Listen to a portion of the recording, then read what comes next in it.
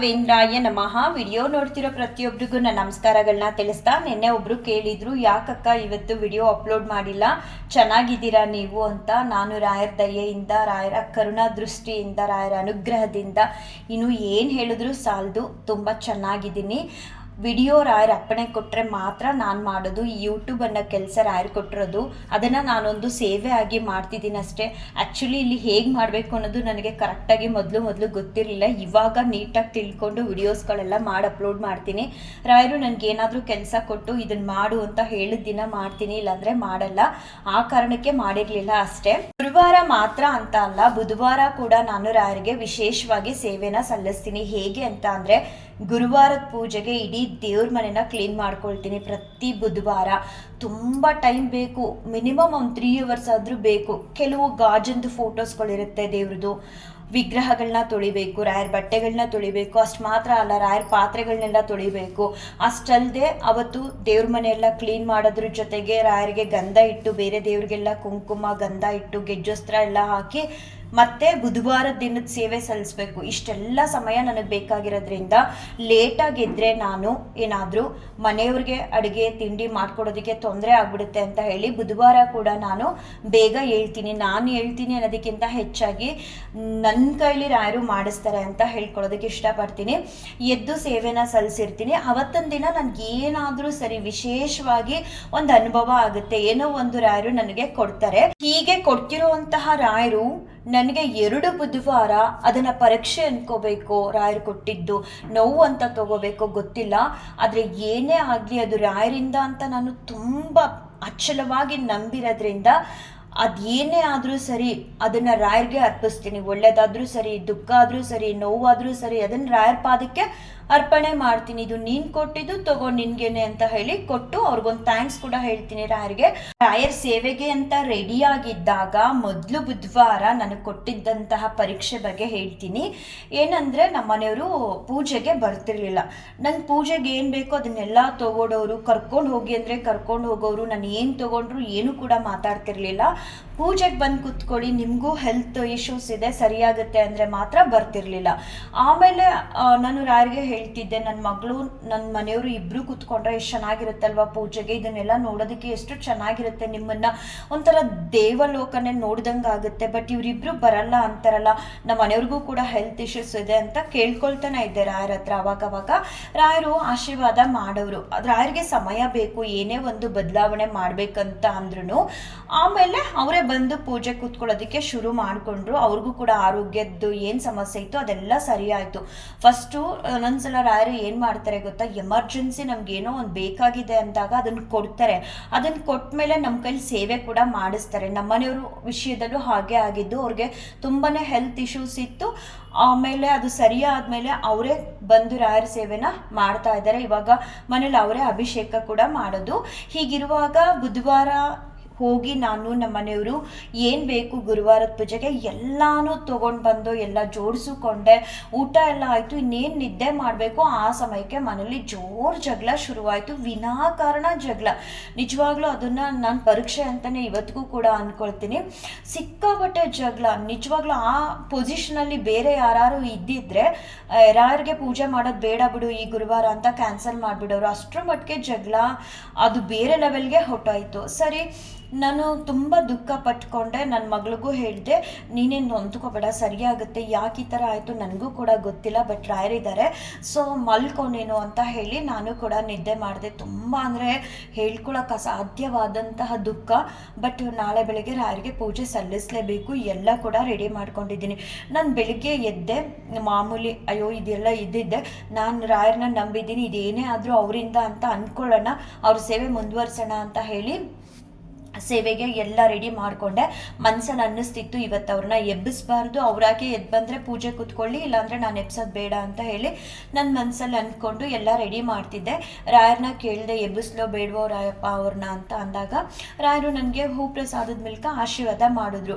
ಸರಿ, ನನ್ನ ಮನಸ್ಗೂ ಅನ್ನಿಸ್ತಿತ್ತು, ಅಯ್ಯೋ ಅವ್ರು ಏನೇ ಮಾಡಿದ್ರು ಅದನ್ನು ದೇವರು ನೋಡ್ಕೊಳ್ಳಿ, ಏನೋ ಅಚಾನಕ್ಕಾಗಿ ಆಗಿದೆ ಅಂತ ಅಂದ್ಕೊಳ್ಳೋಣ, ಎಬ್ಬಿಸ್ಬಿಡೋಣ, ನಾನು ಯಾಕೆ ಅವ್ರ ಪೂಜೆ ಕೂತ್ಕೊಳ್ಳೋದನ್ನ ತಪ್ಪಿಸ್ಬೇಕು ಅಂತಲೂ ಕೂಡ ಅನ್ನಿಸ್ತಿತ್ತು ಒಂದು ಒಂದು ಕ್ಷಣ ಮನಸ್ಸು ಸರಿ. ಅಷ್ಟರಲ್ಲಿ ರಾಯರು ಕೂಡ ಆಶೀರ್ವಾದ ಮಾಡಿದ್ರು.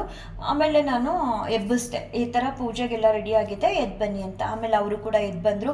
ಒಂಚೂರು ಗಲಾಟೆ ಮಾಡಲಿಲ್ಲ. ಆ ಗುರುವಾರ ಮನೇಲಿ ಸೇವೆ ಮಾಡುವಾಗ ಬೇರೆ ದಿನಗಳೆಲ್ಲ ನೀನು ಇದು ಮಾಡು, ನೀನು ಹಿಂಗೆ ಕೂತ್ಕೋ, ಹಂಗೆ ಕೂತ್ಕೋ, ಏನಾದರೂ ರಾಯರ ಮುಂದೆ ಕೂತಾಗ ಇಬ್ಬರು ಗುಸುಪಿಸು ಅಂತ ಜಗಳ ಮಾಡ್ತಾನೆ ಇರ್ತೀವಿ ಚಿಕ್ಕ ಮಕ್ಳ ಥರ. ಬಟ್ ಆ ಗುರುವಾರ ತುಂಬ ಸೈಲೆಂಟಾಗಿ ಆಯಿತು. ರಾಯರು ಕೂಡ ಬಾರಿ ಬಾರಿ ಆಶೀರ್ವಾದ ಮಾಡಿದ್ರು. ಆಮೇಲೆ ನಾನು ಕೇಳಿದೆ, ಏನಾಗಿತ್ತು ನಿಮಗೆ ಆ ರೀತಿ ಬಿಹೇವ್ ಮಾಡಿದ್ರಲ್ಲ ನೀವು ಮನೇಲಿ ಅಂತ ಅಂದಾಗ, ಗೊತ್ತಿಲ್ಲ ನನಗೂ ಕೋಪ ಬಂತು ಅಂತ ಹೇಳಿದ್ರು. ನಮ್ಮನೆಯವ್ರನ್ನ ತುಂಬ ಬದಲಾಯಿಸಿದ್ದಾರೆ ರಾಯರು, ಸಾಕಷ್ಟು ಬದಲಾವಣೆ ಮಾಡಿದ್ದಾರೆ. ವಿನಾಕಾರಣ ಕೋಪ, ಅವ್ರಿಗೆ ಕೋಪ ಬಂದಾಗ ಏನು ಮಾಡ್ತಾರೆ ಅನ್ನೋದೇ ಗೊತ್ತಾಗ್ತಿರ್ಲಿಲ್ಲ. ಅವ್ರ ಕೋಪಕ್ಕೆ ನಾನೇ ಯಾವಾಗಲೂ ಬಲಿ ಆಗ್ತಿದ್ದು. ಸೊ ಬರ್ತಾ ಬರ್ತಾ ಅವರು ಕೂಡ ತುಂಬ ಚೇಂಜಸ್ನ ಮಾಡಿಕೊಂಡ್ರು. ಬಟ್ ಅವತ್ತು ನಾನೇನಾದರೂ ಇಲ್ಲ ಈ ಥರ ಆಗೋಯ್ತು ರಾಯರಿಂದಾನೆ, ಇಷ್ಟೆಲ್ಲ ರೆಡಿ ಮಾಡ್ಕೊಂಡಿದ್ದೆ ಪೂಜೆಗೆ ಅಂತ ಹಿಂಗೆ ಮಾಡಿಬಿಟ್ರಲ್ಲ ಇವರು, ಪೂಜೆನೇ ಮಾಡೋದು ಬೇಡ ಅಂತ ನಾನು ಅಂದ್ಕೊಳ್ಳಿಲ್ಲ. ಅದೇನೇ ಆಗಲಿ ಅದು ರಾಯರಿಂದ ಎಲ್ಲ ಕೊಡ್ತಿರೋ ಪರೀಕ್ಷೆ ಅಂದ್ಕೊಂಡು ನಾನು ಎಂದಿನಂತೆ ಗುರುವಾರ ರಾಯರಿಗೆ ಸೇವೆನ ಸಲ್ಲಿಸ್ತೇನೆ. ನಾವು ಒಂದ್ಸಲ ರಾಯರನ್ನ ನಂಬಿದಾಗ ಏನೇ ಆಗಲಿ, ಅದು ಒಳ್ಳೇದಾದರೂ ನಾವೆಷ್ಟು ಅವರಿಂದ ಒಳ್ಳೇದಾಯಿತು ಅಂತ ಖುಷಿ ಪಡ್ತೀವೋ, ಅದನ್ನು ಸ್ವೀಕಾರ ಮಾಡ್ತೀವೋ, ಹಾಗೆ ರಾಯರು ಕೆಲವೊಮ್ಮೆ ಏನು ತುಂಬ ಬಾರಿ ಪರೀಕ್ಷೆ ಕೊಟ್ಟವ್ರಿಗೆ ಕೊಡ್ತಾರೆ. ಅದನ್ನು ನಾವು ಪರೀಕ್ಷೆ ಅಂತ ತಗೊಂಡು ನಾವು ರಾಯರ ಸೇವೆನ ಮುಂದುವರಿಸ್ಕೊಂಡು ಹೋಗಬೇಕು. ಲಾಸ್ಟ್ ವೆಡ್ನೆಸ್ಡೇ ಕೂಡ ನನಗೆ ತುಂಬ ದಿನಗಳಾದಮೇಲೆ ಗುರುವಾರದ ರಾಯರ ಸೇವೆಗೆ ಅಂತ ನಿಂತಾಗ ಮತ್ತೆ ಇನ್ನೊಂದು ಬಾರಿ ರಾಯರು ನನಗೆ ಪರೀಕ್ಷೆ ಅನ್ನೋದನ್ನು ಕೊಟ್ಟರು.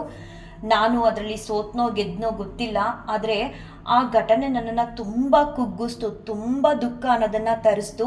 ನಮ್ಮನೇಲಿ ಆಲ್ಮೋಸ್ಟ್ ಗುರುವಾರ ರಾಯರಿಗೆ ಅಭಿಷೇಕ ಪೂಜೆ ಮಾಡ್ತೀವಿ ಅಂದರೆ ಬುಧವಾರನೇ ಹಬ್ಬದ ವಾತಾವರಣ ಇರುತ್ತೆ. ನಾನು, ನನ್ನ ಮಗಳು, ನಮ್ಮ ಮನೆಯವರು 3 ಜನ ಹೊರಗಡೆ ಹೋಗಿ ಪರ್ಚೇಸಿಂಗ್ ಎಲ್ಲ ಮುಗಿಸ್ಕೊಂಡು ಬಂದು ಇನ್ನೂ ಊಟ ಆಗಿರಲಿಲ್ಲ. ನಾನು ನನ್ನ ಮಗಳು ಹೀಗೆ ವಿಡಿಯೋ ಅಪ್ಲೋಡ್ ಮಾಡೋದಕ್ಕೆ ಶಾರ್ಟ್ಸ್ಗೆ ಅಂತ ಎಲ್ಲ ರೆಡಿ ಮಾಡ್ತಿದ್ದೋ. ಆ ಸಮಯಕ್ಕೆ ಸರಿಯಾಗಿ ನನಗೊಂದು ಬಲವಾದ ಪೆಟ್ಟು ಬೀಳ್ತು ಮತ್ತೆ ನನ್ನ ಜೀವನದಲ್ಲಿ. ಅದು ಎದ್ದೇಳೋದಕ್ಕೆ ಆಗಲ್ಲ, ಅಷ್ಟರ ಮಟ್ಟಿಗೆ ಆ ಪೆಟ್ಟನ್ನು ನಾನು ಹೇಗೆ ತಗೊಂಡೆ ಅನ್ನೋದೇ ನನಗೆ ಗೊತ್ತಾಗಲಿಲ್ಲ. ಆ ಕ್ಷಣಕ್ಕೆ ತುಂಬ ಅಂದರೆ ತುಂಬ ದುಃಖ, ನೋವು ಎಲ್ಲ ಒಟ್ಟೊಟ್ಟಿಗೆ ಆಯಿತು. ಬಟ್ ಇರಲಿ, ರಾಯರಿಂದ ಏನೇ ಆದ್ರೂ ನನ್ನ ಬದುಕಲ್ಲಿ ರಾಯರಿಂದ ಅಂತ ನಾನು ನಂಬಿದಾಗ, ನಾನು ಈ ಥರ ನೋವು ಕೊಟ್ರಲ್ಲ ರಾಯರು ಅಂತ ರಾಯರನ್ನ ದೂಷಿಸಬಾರ್ದು ಅಂತ ಅಂದ್ಕೊಂಡೆ. ಎಷ್ಟೋ ಸಲ ನೀವು ನೋಡಿರ್ಬೋದು, ಎಷ್ಟೋ ರಾಯರ ಭಕ್ತರನ್ನ ನೋಡಿ ತುಂಬ ಅವಮಾನ, ನೋವು, ದುಃಖ ಹೇಳಕ್ಕೆ ಅಸಾಧ್ಯ ಅಷ್ಟು ಅನುಭವಿಸಿರ್ತಾರೋ ಅವ್ರು ಮಾತ್ರ ಅಂತಾರೆ ರಾಯರಿಗೆ ತುಂಬ ಅಂದರೆ ತುಂಬ ಹತ್ತಿರ ಆಗೋದಕ್ಕೆ ಸಾಧ್ಯ ಆಗೋದು. ಅಷ್ಟೋ ಜನದಲ್ಲಿ ನಾನು ಒಬ್ಳು ಕೂಡ. ನನ್ಗೆ ಏನೇ ದುಃಖ ಆಗ್ಲಿ ರಾಯರ ಹತ್ರ ಓಡೋಗ್ತೀನಿ, ನನಗ್ ಸಮಾಧಾನ ಆಗೋವರೆಗೂ ಅವ್ರ ಹತ್ರ ಎಲ್ಲನೂ ಒಪ್ಪಿಸ್ಕೊಳ್ತೀನಿ. ನನ್ನ ತಪ್ಪಿರ್ಲಿ, ನನಗ್ ನೋವು ಕೊಟ್ಟವ್ರದ್ದು ತಪ್ಪಿರ್ಲಿ, ಪ್ರತಿಯೊಂದನ್ನು ಹೇಳ್ತೀನಿ. ಅವ್ರ ಜೊತೆ ಕೂತು ನಾವು ಹೇಳ್ತಿದ್ದಾಗ ಎಷ್ಟು ಚೆನ್ನಾಗಿ ಸಮಾಧಾನ ಮಾಡ್ತಾರೆ ಅಂದರೆ ನಿಜವಾಗ್ಲೂ ಆ ಅನುಭವ ನನಗೆ ತುಂಬ ಭಾರಿ ಆಗಿದೆ. ಅವ್ರು ಮಾಡ್ತಾರಲ್ಲ ಆ ಸಮಾಧಾನ ಒಂದೇ ಸಾಕು, ನಮ್ಗೆ ಯಾವುದೂ ಬೇಡ, ಯಾರೂ ಬೇಡ. ನಾವು ರಾಯರಿಗೆ ಯಾವಾಗಲೂ ಅವ್ರ ಸೇವೆನ ಮಾಡ್ತಾ ನಮ್ಮ ನೋವುಗಳನ್ನ ಕಳಿಯೋಣ ಅಂತ ಅನ್ನಿಸ್ಬಿಡುತ್ತೆ. ಅಷ್ಟೊಂದು ಪ್ರೀತಿನ ಕೊಡ್ತಾರೆ ರಾಯರು ನೊಂದವ್ರ ಪಾಲ್ಗೆ. ತಂದೆ ಆಗಿ ತಾಯಿ ಆಗಿ ನಾನಿದ್ದೀನಿ, ಚಿಂತೆ ಮಾಡಬೇಡ ಅಂತ ಹೇಳ್ತಾರೆ. ನಾನು ಕೂಡ ಲಾಸ್ಟ್ ವೆಡ್ನೆಸ್ಡೇ ಏನು ಮಾಡಿದೆ ಅಂತ ಅಂದರೆ, ಮಲ್ಗೋದಕ್ಕೂ ಮುಂಚೆ ರಾಯರ ಹತ್ರ ಮತ್ತೆ ಹೋಗಿ ಕೂತ್ಕೊಂಡು, ಅಪ್ಪ ಇದೆಲ್ಲ ನಿನ್ನಿಂದನೇ, ಏನೇ ಅವಮಾನ ಆಗಲಿ ನೋವಾಗಲಿ ಏನೇ ಆಗಲಿ ಅದಕ್ಕೆ ಕಾರಣ ನೀವೇ ಅಂತ ನಂಬಿ ನಾನು ಬದುಕ್ತಿದ್ದೀನಿ. ಸೊ ಈ ದುಃಖ, ಈ ನೋವು, ಅವಮಾನ ಏನಿದೆ ಅದನ್ನೆಲ್ಲ ನಾನು ನಿನಗೆ ಸಮರ್ಪಣೆ ಮಾಡ್ತೀನಿ ಅಂತ ಹೇಳಿ ಅವ್ರಿಗೆ ಸಮರ್ಪಣೆ ಮಾಡಿ ನೆಕ್ಸ್ಟ್ ಡೇ ಮಾಮೂಲಿಯಾಗಿ ಎದ್ದು ರಾಯರಿಗೆ ಸೇವೆನ ಸಲ್ಲಿಸಿದೆ. ಲಾಸ್ಟ್ ಥರ್ಸ್ಡೇ ರಾಯರ್ ಮಾತ್ರ ನನಗೆ ಆಶೀರ್ವಾದ ಮಾಡಲಿಲ್ಲ, ಶ್ರೀರಾಮ ದೇವರಿಂದ ಕೂಡ ನಾನು ಆಶೀರ್ವಾದನ ಪಡ್ಕೊಂಡೆ. ಸುಮಾರು ಬಾರಿ ರಾಯರು ಕೆಲವರಿಗೆ ಪರೀಕ್ಷೆಗಳನ್ನ ಕೊಡ್ತಾರೆ, ಅದನ್ನು ನಾವು ಸ್ವೀಕಾರ ಮಾಡಬೇಕು. ಅಯ್ಯೋ ರಾಯರಿಂದ ನನಗೆ ನೋವಾಯಿತು, ಅಯ್ಯೋ ರಾಯರಿಂದ ಹಿಂಗಾಯಿತು, ಪೂಜೆಗೆಲ್ಲ ರೆಡಿ ಮಾಡ್ಕೊಂಡಿದ್ದೆ, ಇದಕ್ಕೆಲ್ಲ ರಾಯರೇ ಕಾರಣ ಅಂತ ಎಲ್ಲ ಹೇಳಬಾರ್ದು. ಇದೆಲ್ಲ ರಾಯರು ಕೊಡ್ತಿರೋ ಪರೀಕ್ಷೆ ಅಂತ ತಿಳ್ಕೊಂಡು ನಾವು ಅವ್ರ ಸೇವೆನ ಮುಂದುವರಿಸಿದಾಗ ನೋಡಿ ಲಾಸ್ಟ್ ವೀಕು ಶ್ರೀರಾಮ ದೇವರಿಂದ ನನಗೆ ಆಶೀರ್ವಾದ ಸಿಕ್ತು. ನಾನು ಏನು ನೋವು ಅಂತ ಅವ್ರ ಮುಂದೆ ಕೂತ್ಕೊಂಡೆ, ಅದು ಈ ಕ್ಷಣ ನನಗೆ ನೋವು ಅಂತಾನೆ ಅನ್ನಿಸ್ತಿಲ್ಲ.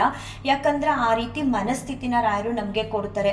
ಎಲ್ಲಿ ನಮ್ಮನ್ನ ತಿದ್ದಬೇಕು ಅಲ್ಲಿ ತಿದ್ದುತ್ತಾರೆ, ಎಲ್ಲಿ ನಮ್ಮನ್ನ ಹೇಗೆ ಇಡಬೇಕು ಆ ರೀತಿ ಇಡ್ತಾರೆ. ನಾವು ಏನೋ ಒಂದು ಕೇಳ್ಕೊಂಡು ರಾಯರ ಸೇವೆನ ಶುರು ಮಾಡಿದ್ರೆ ರಾಯರು ನಾವು ಅನ್ಕೊಂಡೇ ಇರಲ್ಲ, ಅದನ್ನೆಲ್ಲ ಕೊಡ್ತಾರೆ. ಮೊದಲನೇದಾಗಿ ನಮ್ಮ ಮನಸ್ಸನ್ನ ಬದಲಾಯಿಸ್ತಾರೆ, ನಮ್ಮ ಮನೆ ಪರಿಸ್ಥಿತಿನ ಬದಲಾಯಿಸ್ತಾರೆ. ಆಮೇಲೆ ಏನಿದ್ರು ನಮಗೆ ಕೊಡೋದು ಅನ್ನೋದ್ರ ಬಗ್ಗೆ ಯೋಚನೆ ಮಾಡ್ತಾರೆ.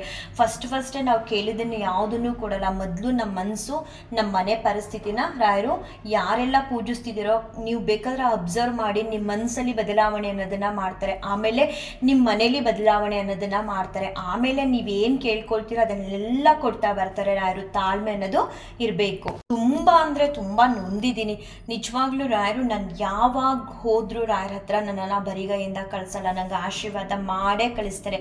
ಅಷ್ಟು ನಾನು ಏನು ನೋವು ಪಟ್ಟಿದ್ದ ಜೀವನದಲ್ಲಿ ಅಷ್ಟು ಪ್ರೀತಿನ ನಾನು ರಾಯರಿಂದ ಪಡ್ಕೊಳ್ತಾ ಇದ್ದೀನಿ. ಎಲ್ಲದಕ್ಕಿಂತ ಹೆಚ್ಚಾಗಿ ರಾಯರು ನಮ್ಮ ಮನೆಯವ್ರನ್ನ ಬದಲಾಯಿಸಿದ್ರು. ತುಂಬ ಕೋಪ ಮಾಡ್ಕೊಳ್ತಿದ್ರು. ಇವಾಗ ಕೋಪ ಅನ್ನೋದು ಫುಲ್ ಕಮ್ಮಿ ಆಗಿದೆ. ಆರೋಗ್ಯ ಸಮಸ್ಯೆ ತುಂಬ ಇತ್ತು, ಆರೋಗ್ಯ ಸಮಸ್ಯೆನೂ ಕೂಡ ಅವರಿಂದ ದೂರ ಮಾಡಿದ್ದಾರೆ. ನಾಳೆ ಗುರುವಾರ ನಿಮ್ಮ ಮನೆಗಳಲ್ಲೂ ನಿಮ್ಮ ಕೈಲಿ ಸಾಧ್ಯ ಆದಷ್ಟು ಮಟ್ಟಿಗೆ ಶ್ರದ್ಧೆ ಭಕ್ತಿ ಅನ್ನೋದು ಮುಖ್ಯ. ನಾವೇನು ತಂದು ರಾಯರಿಗೆ ಇಡ್ತೀವಿ ಅಥವಾ ಯಾವ ಹೂ ಹಾಕ್ತೀವಿ ಅನ್ನೋದು ಮುಖ್ಯ ಅಲ್ಲ. ನೀವು ಒಂದೇ ಒಂದು ದಳ ತುಳಸಿ ಇಡಿ, ಒಂದೇ ಒಂದು ಗ್ಲಾಸ್ ನೀರಿಡಿ, ನಮ್ಮ ಮನೇಲಿ ಇರೋದು ಇಷ್ಟೇ ಅಪ್ಪ ಅಂತ ಹೇಳಿ, ಆದರೆ ಅದನ್ನು ಭಕ್ತಿ ಶ್ರದ್ಧೆಯಿಂದ ಹೇಳಿ ರಾಯರಿಗೆ ಸೇವೆನ ಸಲ್ಲಿಸಿ ರಾಯರ ಅನುಗ್ರಹ ಆಶೀರ್ವಾದನ ಪಡ್ಕೊಳ್ಳಿ. ಹಾಗೆ ರಾಯರಿಗೆ ಸೇವೆ ಮಾಡೋದಕ್ಕೆ ಅಂತ ಬೇಗ ಎದ್ದಿರ್ತಿರಲ್ಲ, ನಿಮಗೂ ಗೊತ್ತು ರಾಯರು ಶ್ರೀನಿವಾಸ ದೇವರ ವರಪ್ರಸಾದದಿಂದ ಜನಿಸಿರೋದು ಭೂಮಿ ಮೇಲೆ ಅಂತ. ನೀವು ಪ್ರತಿ ಗುರುವಾರ ಅಥವಾ ಪ್ರತಿನಿತ್ಯ ಹಾಕಿದ್ರೂ ಒಳ್ಳೇದು. ಏನೋ ನೀವು ರಾಯರ ಸೇವೆಗೆ ಅಂತ ರೆಡಿ ಮಾಡ್ಕೊಳ್ತಿರ್ತೀರಲ್ವಾ, ಆ ಸಮಯದಲ್ಲಿ ವಿಷ್ಣು ಸಹಸ್ರನಾಮನ ಹಾಕಿ, ಇಲ್ಲ ಪೂಜೆಗೆ ಅಂತ ರಾಯರ ಮುಂದೆ ಕೂತಾಗ್ಲಾದ್ರೂ ಸರಿ ವಿಷ್ಣು ಸಹಸ್ರನಾಮನ ಹಾಕಿ, ತುಂಬಾ ಒಳ್ಳೇದು. ಕೆಲವೊಂದೊಂದು ಶ್ಲೋಕಗಳು ರಾಯರಿಗೆ ತುಂಬಾ ಇಷ್ಟ ಆಗುತ್ತೆ. ನೀವು ಅದನ್ನ ನೋಡ್ಬೋದು, ಅಬ್ಸರ್ವ್ ಮಾಡ್ಬೋದು. ರಾಯರಿಗೆ ವಿಷ್ಣು ಸಹಸ್ರನಾಮ ಹಾಕ್ದಾಗ, ಗುರುಸ್ತೋತ್ರ ಹಾಕ್ದಾಗ ತುಂಬಾ ಶ್ಲೋಕಗಳಿದೆ. ಹನುಮಾನ್ ಚಾಲೀಸ್ ಹಾಕ್ದಾಗ ರಾಯರ್ ಫೋಟೋದಲ್ಲಿ ಏನೋ ಒಂದು ಬದಲಾವಣೆ ಅನ್ನೋದು ಕಾಣಿಸ್ತಿರುತ್ತೆ. ನೀವು ಅಬ್ಸರ್ವ್ ಮಾಡಿದಾಗ ಅದು ನಿಮಗೆ ಅರ್ಥ ಆಗುತ್ತೆ.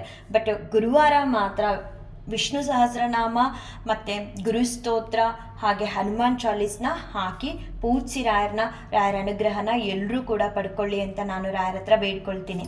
ಶ್ರೀ ಕೃಷ್ಣಾರ್ಪಣ ಮಸ್ತು, ಶ್ರೀ ಕೃಷ್ಣಾರ್ಪಣ ಮಸ್ತು, ಶ್ರೀ ಕೃಷ್ಣಾರ್ಪಣ ಮಸ್ತು.